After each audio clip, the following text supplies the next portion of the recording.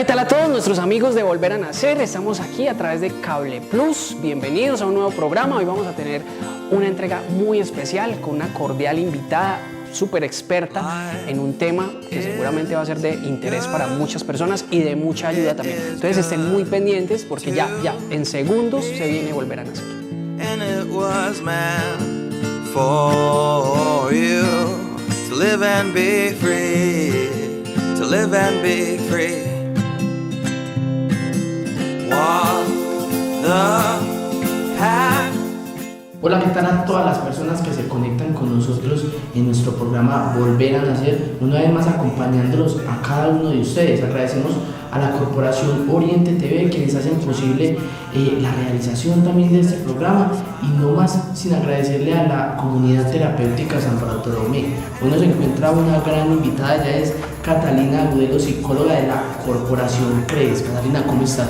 Muy bien, muchas gracias por la invitación, muy contenta de estar acá y abordar el tema tan importante que vamos a tocar. Claro que sí, hoy vamos a abordar el tema del síndrome de los cuidadores, un tema muy importante que muchas veces desconocemos, pero que tiene la importancia para poder fortalecer ese proceso de las personas en situación de discapacidad. Bueno, para las personas que pronto no nos reconozcan, trabajamos con la Corporación CREES, que es la que trabaja con la discapacidad en el municipio. Y este tema sí es realmente importante porque normalmente detrás de una persona con discapacidad hay una tercera que se encarga de que su funcionamiento y sus necesidades básicas estén cubiertas, que es realmente por lo que se necesita un cuidador. Catalina, cualquiera podría decir que trabajar con la población o con la comunidad que está en situación de discapacidad es muy difícil, pero ¿qué tan difícil o qué tan complejo es trabajar con los acompañantes, con los cuidadores de una persona que está justamente en situación de discapacidad? Ahí hay un tema fundamental. Uno dice, no, es que la persona con discapacidad es la más difícil de trabajar, y no, realmente la persona que es más difícil de trabajar es el cuidador, porque normalmente es un miembro muy cercano de la familia. Hablemos en este caso de la mamá, de la hermana, de la abuela, quien asume esa responsabilidad. Entonces viene con unos constructos o con unos procesos cognitivos que son muy difíciles de cambiar y que generan ciertos atrasos en los procesos cuando se quieren realizar. Catalina, normalmente ¿qué han notado ustedes o qué han visto? ¿Qué problemas afectan en la salud mental de los cuidadores el hecho como de generar esa dependencia de la que nos hablabas? Bueno, la parte fundamental es que hay que entender que hay un cambio en la rutina.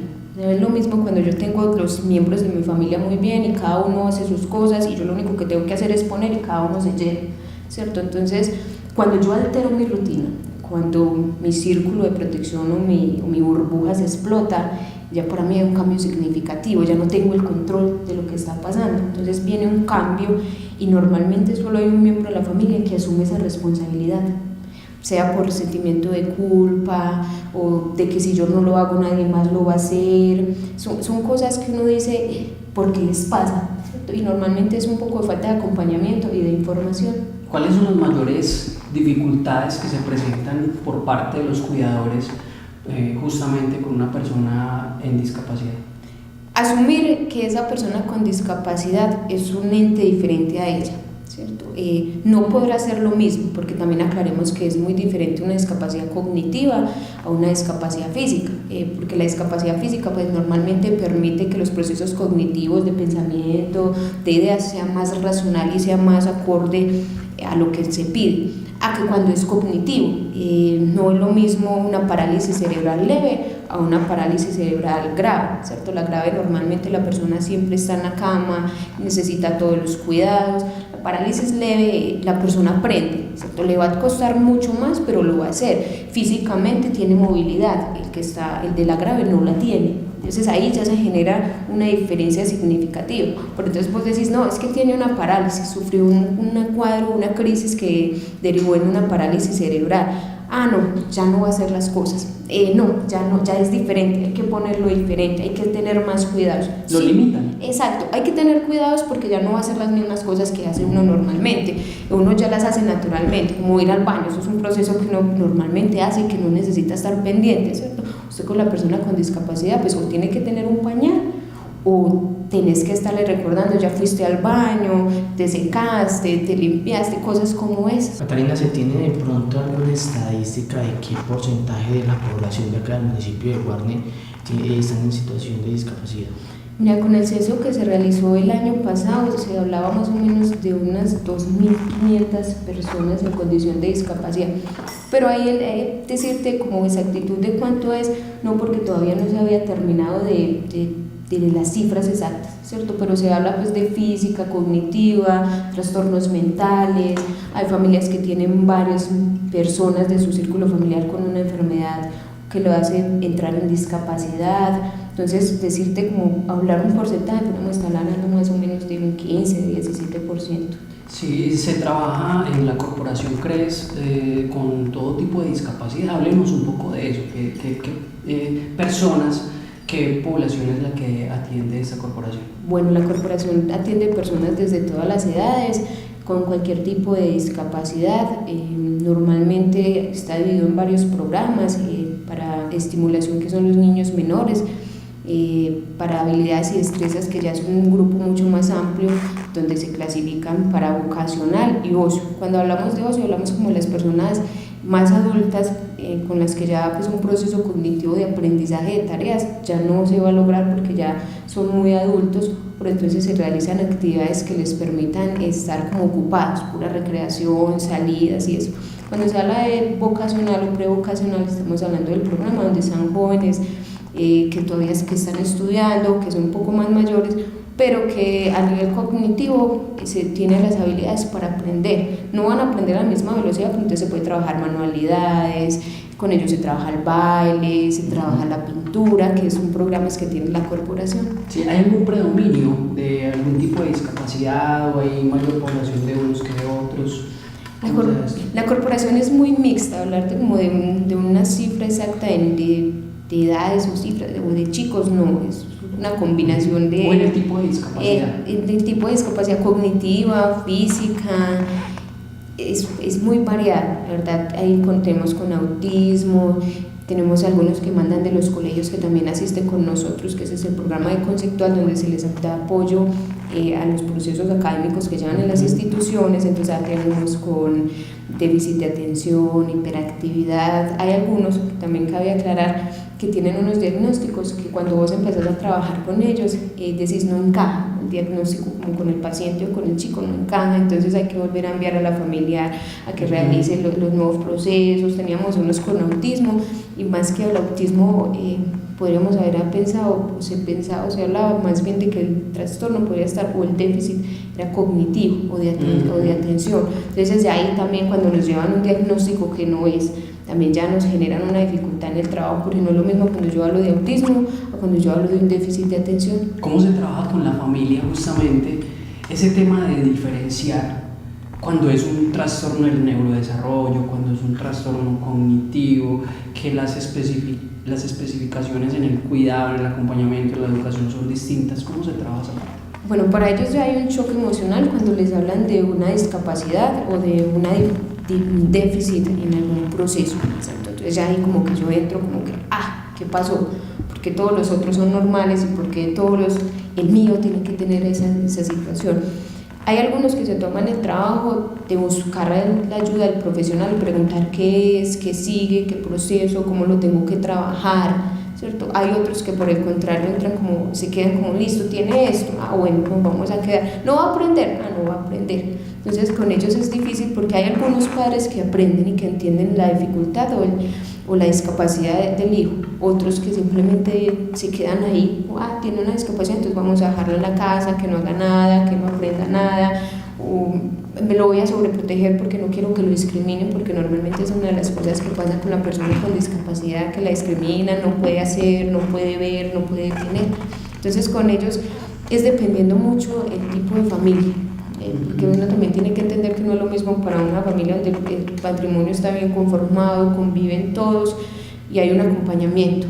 Cuando el esposo abandonó a la señora, entonces la dejó con los hijos, y hay uno que tiene una discapacidad, entonces tengo que trabajar, entonces tengo que darle la responsabilidad a uno de sus hermanos a que lo cuide, y no entiendo. Y normalmente muchas personas dicen, cuando piensan en discapacidad y piensan en el municipio, es un subsidio. no. No siempre tener una persona con discapacidad requiere algo económico, sino todo el proceso que se está realizando, todas las actividades que se les pueden brindar. Sí. Catalina, hablabas del tema de la protección. No sé de pronto si se han presentado casos acá en el municipio que muchas veces estas personas cuidadoras, al no tener un manejo o un control sobre esas personas, llegan al desespero, muchas veces a no controlar esas cosas y pueden llevar incluso a la agresión contra esas personas al presentarse como ese desespero de no saber manejarlo. De pronto se han encontrado con esos casos, o cómo abordan ustedes ese tema para que las personas o los cuidadores no lleguen hasta cierto punto. Bueno, más que el caso de hablar de agresión, hablamos es como de aislamiento. Como no logro controlar, desconozco el trastorno, el déficit o la discapacidad con la que fue diagnosticada, entonces cuando empieza a gritar, yo lo encierro en la habitación. Cuando empieza a hacer un escándalo porque no consigue algo, entonces yo lo encierro o no me siento con él y dejo que haga lo que quiera o que acabe con todo, pero no hablar como una agresión como de que lo voy a castigar físicamente, no, es más bien como de un aislamiento o de sentarse y desesperarse, en enojarse, no, me estoy enloqueciendo, quiero salir corriendo, que normalmente es más bien lo que está enfocado el síndrome, que es cuando desconozco, cuando no controlo, cuando no entiendo, cuando mi rutina cambia, cuando no hago otra cosa diferente a estar con esta persona, entonces uno dice, ¿qué está pasando con mi vida?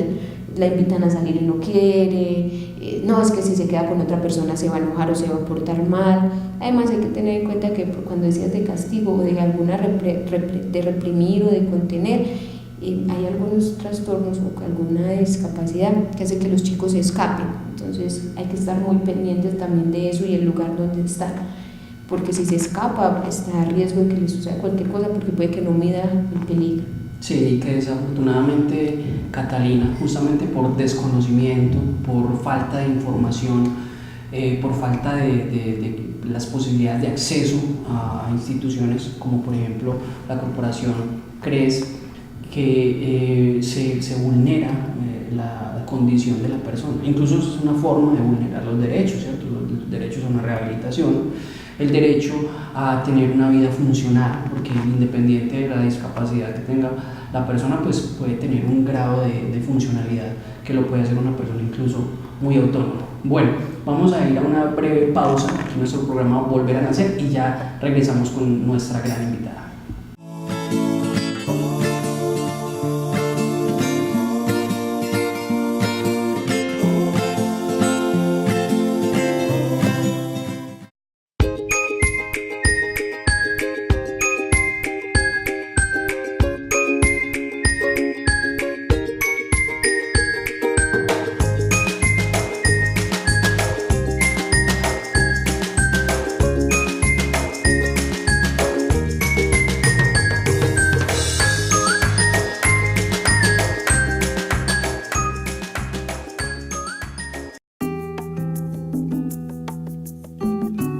Mi papá ordeña vacas y a mí me gusta ayudarlo. Me gusta estar en la casa, pero también me gustaría ir a la escuela. Si voy a la escuela podría ser médico de vaquitas, para ayudar a las vaquitas y a todos los animalitos. Y a mi papá. Ahora no voy a la escuela porque tengo que estar con mi papá, pero me gustaría. Tus hijos tienen sueños y ahora que la educación es gratis, no hay excusas para no ayudarlos a que los cumplan. Matricúlalos sin costo en el colegio público más cercano o en tu Secretaría de Educación y hagamos de Colombia la más educada.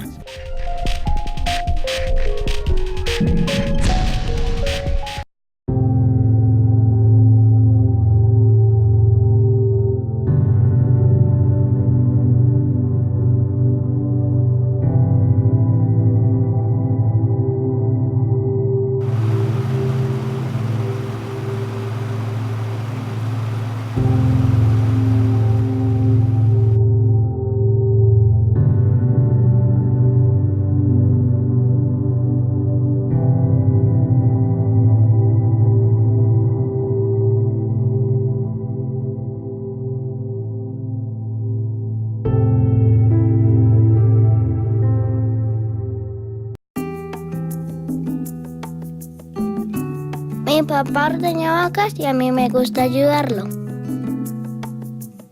Me gusta estar en la casa, pero también me gustaría ir a la escuela.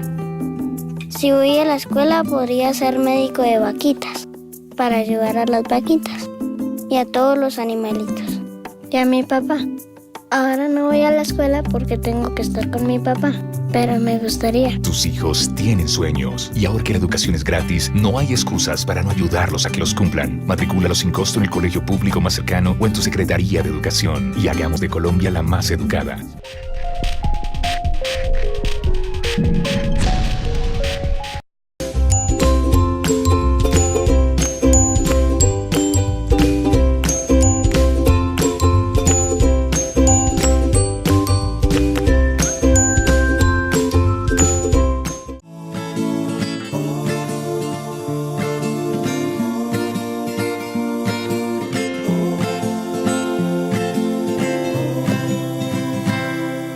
Life is good, it is good to me, and it was meant for you to live and be free, to live and be free. Walk the path, take some time to laugh. Maybe it's been a while, but even try to smile, even try to smile, 'cause today is... Bueno, regresamos a nuestro programa Volver a Nacer, hoy con un tema de suma importancia y es el síndrome de los cuidadores. Catalina, cuéntanos cómo pueden las personas acceder a esta corporación. Bueno, la corporación no tiene ningún costo, se pueden acercar y preguntar por los programas y los servicios que se están prestando dentro de la corporación. Cabe recordar que la corporación tiene unos convenios con Secretaría de Salud y con la Secretaría de Educación del municipio y maneja la política pública de discapacidad del municipio. Sí, Catalina, el modelo de atención es ambulatorio, pues es asistencial o tienen personas también internas. Cuéntanos un poco de la metodología de trabajo. Bueno, la corporación tiene un grupo de profesionales de fonoaudiología, trabajo social, psicología, docente especial, que trabajamos dentro de la corporación y también se realizan las visitas domiciliarias a las veredas del municipio. Ok, listo. O sea que es netamente asistencial. Sí, señor, todo el tiempo. Ellos están todo el tiempo en la corporación, siempre acompañados de un profesional y cuando se realizan las visitas también. Ahí en las visitas tenemos la fisioterapeuta, también hace el acompañamiento. Sí, bueno, nuestro tema en esta ocasión está enmarcado a un término, síndrome del cuidador. Amplíenos un poco eso del síndrome, porque se podría considerar un síndrome y qué otras dificultades se pueden presentar en los cuidadores de personas con discapacidad. Bueno, se está hablando de síndrome del cuidador porque se describe una persona que se deja de atender a sí misma desde sus necesidades básicas y las centra completamente en otra, que desafortunadamente necesita de esa asistencia. Hay un cambio significativo en el estado de ánimo, hay un cambio significativo en los procesos de sueño, se vuelve muy antisocial. Cuando uno dice antisocial va a decir, ay, no, es que es muy violento, va en contra de la ley. No, cuando hablamos de antisocial es que se rehúsa a tener las mismas relaciones sociales, a salir, las actividades, ese tiempo y ese ocio para esa persona como tal. Además, también hablamos de que se viene presentando el trastorno del estado de ánimo como es la depresión o se vuelven muy ansiosos. Se habla de este término de síndrome del cuidador, que hace referencia a que la persona empieza a tener un desgaste físico y cognitivo todo el tiempo. Ya no está en función de ella, ya nada le preocupa de ella, no encuentra el tiempo para cosas que le gustan. O sea, paradójicamente el cuidador se descuida. Exactamente, ahí es cuando estamos hablando del síndrome, cuando el cuidador ya no es el cuidador, sino que está pendiente del otro.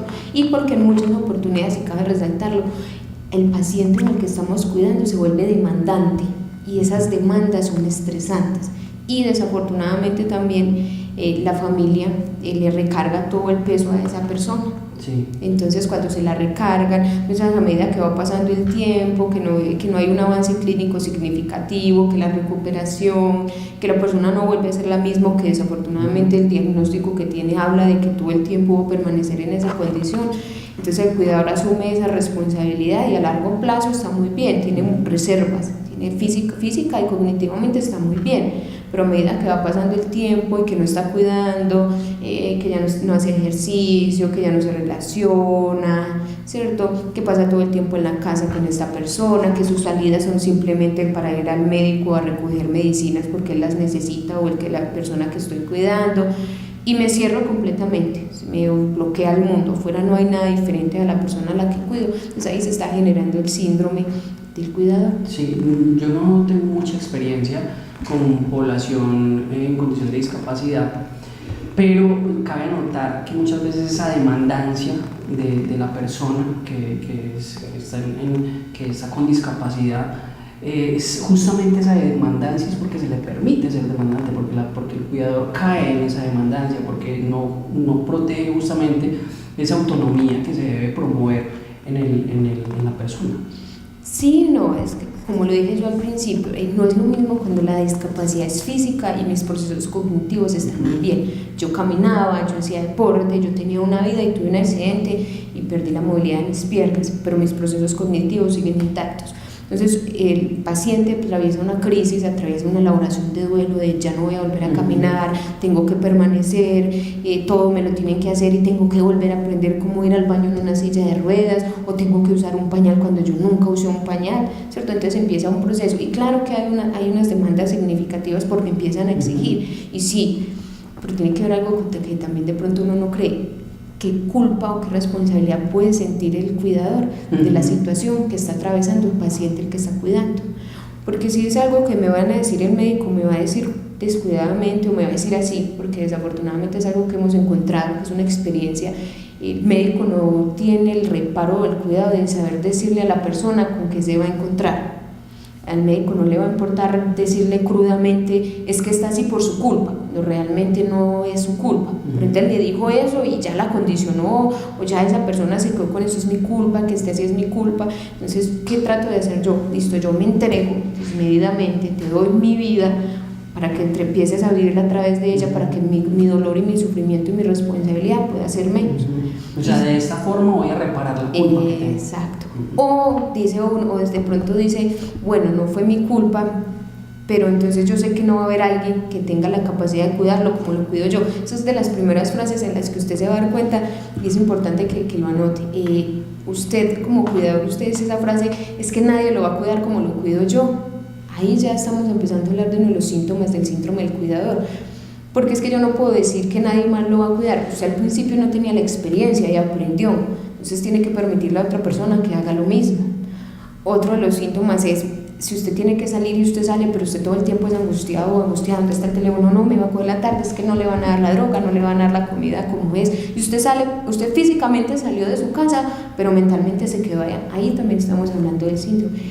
Hay algo a nivel emocional o comportamental que es muy significativo, irritabilidad o un estado de ánimo bajo, es decir, o me levanto enojado y no quiero y no me sirve y usted no me ayuda y todos son unos descarados abusivos que me dejan la responsabilidad a mí, o está triste o ahí hace las cosas pero es como con ese desánimo, no quiero, que son síntomas muy acertados cuando hablamos del síndrome del cuidador. Sí, me parece muy particular, Mateo, que justamente este síndrome se me parece y las características y la conducta es muy parecido a lo que sucede con el familiar del adicto, ¿no? Con el tema de la coadicción es algo pues que está muy de la mano. Claro que sí. Catalina, ya que logramos contextualizar un poco sobre qué era, a qué nos referíamos con esa palabra síndrome, cuéntenos dentro de la corporación, ustedes con qué casos complejos se han encontrado sobre cuidadores que se han vuelto muy dependientes, que han cambiado su rutina hasta el punto de afectar mucho su salud mental. ¿Cuáles son como esos casos complejos con los que se han encontrado? Bueno, de los casos particulares uno se encuentra uno donde hay una mamá donde es falta de amor o de autoestima y toda su presentación personal es diferente. Ella no se quiere arreglar, ya no quiere hacer nada, estar ahí en casa, simplemente eso es más significativo y le llena más. No tengo que arreglarme, no tengo que verme bien, es que yo no voy a salir, yo no voy a ir a ninguna parte, ¿para dónde me voy a ir? Me invitan a salir y no quiero, o incluso muchas veces puede que ni siquiera el mismo cuidador, también las familias de los cuidadores también ayudan a que el mismo síndrome se presente, porque esa falta de interés, sí, al principio están todos muy compenetrados y muy asustados con la situación, cuando se presenta un accidente o un derrame, algún accidente cerebral o un accidente en motos o en carros, que es algo que se presenta mucho hoy en día. Entonces la familia está muy junta, está muy unida dentro del hospital, todo el proceso de hospitalización, el diagnóstico, pero llegan a la cara. Y como que yo me voy a quedar en la casa un sábado por la noche cuidándolo cuando yo puedo estar haciendo otra cosa, yo no me veo en eso. Entonces quédese usted, yo me voy, yo tengo que seguir con mi vida. Entonces el cuidador va a decir, no, para mí ya no hay ninguna diferencia entre es viernes, sábado, domingo, si es un 24, si es un 31, si hay un día de las madres. No, porque como estoy todo el tiempo sumido en eso, pierde el interés en mí, ¿cierto? Tenemos un caso de un señor que no entendía el diagnóstico del hijo, entonces él lo veía y se le acercaba, entonces como que te intentaba como, bueno, hágase allá, no sé, la forma de expresar como su inconformidad o su frustración o como te entiendo, era alzándole la voz. Entonces son cosas que uno tiene que ir trabajando, pero que están más relacionadas es con el desconocimiento. Tenemos también un paciente que tiene una discapacidad cognitiva y que tiene un trastorno mental. La familia conocía, más o menos había logrado entender lo que tenía que ver con el trastorno o el déficit cognitivo, pero no el trastorno, como ese trastorno estaba afectando la integridad de él y de todo el núcleo familiar.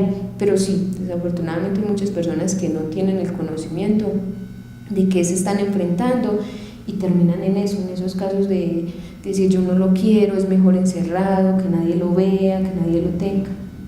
Catalina, ahora hablábamos iniciando el programa que incluso desde la corporación crees cuando se invitan a los cuidadores a desarrollar actividades como para salir de esa rutina. ¿Cómo ha sido la aceptación de esta población frente a los talleres que ustedes dictan o los programas, las diferentes actividades que ustedes hacen especialmente para ellos? Bueno, dentro de la corporación hay unos padres muy unidos y muy interesados en todos los procesos, entonces su participación y la aceptación es muy buena. Hay otros que por el contrario no participan, pero siempre están demandando, y la corporación ¿por qué no hace nada? ¿Y por qué no hay actividades pensadas en nosotros?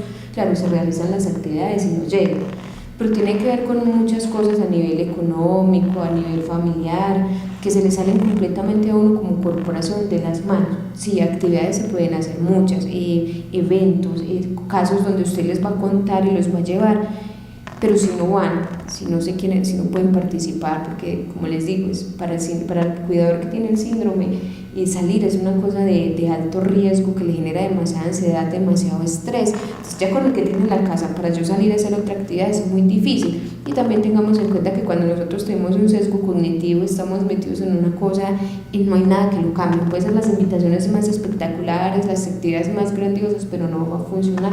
Y tenemos que reconocer que mientras se trabaje con población y con familias, uno tiene que aprender a convivir con los que dan y con los que no dan, pero siempre quieren recibir. Sí, así es. Bueno, Catalina, antes de finalizar este primer programa, porque nos va a acompañar en otro capítulo de Volver a Nacer, cuéntenles a nuestros televidentes cómo se pueden acercar a la Corporación CRES y los contactos, cómo se pueden contactar o cómo llegan. Bueno, la corporación tiene la sede que está ubicada en el Guamo, en la parte de abajo, cerca de los hoteles, ahí está la sede. Y eso es el municipio de Guarne, también en otros municipios. Bueno, en el municipio de Guarne. Y el número de teléfono lo pueden ver en la parte. Sí, está pasando todos los contactos aquí en nuestra barra inferior. Y bueno, Mateo. Bueno, queremos recordarle también a nuestros televidentes las redes sociales de la Comunidad Terapéutica San Bartolomé. Nos pueden encontrar en Facebook, Instagram y en nuestro programa de YouTube, donde tenemos todos los programas que realizamos de Volver a Nacer. Nos encuentran como @CT San Bartolomé.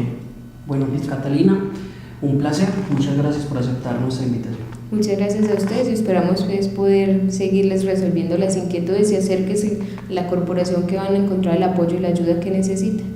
Bueno, nos despedimos. Una feliz semana. Dios los bendiga.